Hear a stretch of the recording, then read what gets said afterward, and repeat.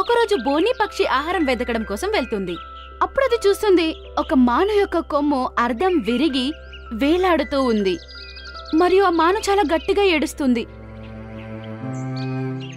అరే మానన్నా, మీకేమైందన్నా? ఎందుకలా ఏడుస్తున్నారు?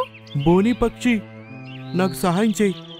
నా కొమ్మ సగం విరిగిపోయింది, అందుకే అది ఇలా వేలాడుతుంది. దీనివల్ల నాకు చాలా బాధ కలుగుతుంది. దీన్ని నువ్వు పూర్తిగా తీయగలవా? నేను ఈ బాధ నుండి విముక్తి పొందుతాను. బోని చిడియ దాన్ని తీసి కిందకు పడేస్తుంది. ఈరోజు నువ్వు నాకు సహాయం చేశావు. నీకు భవిష్యత్తులో నా అవసరం ఎప్పుడొచ్చినా సరే నువ్వు అసలు ఎప్పుడూ ఆలోచించకు.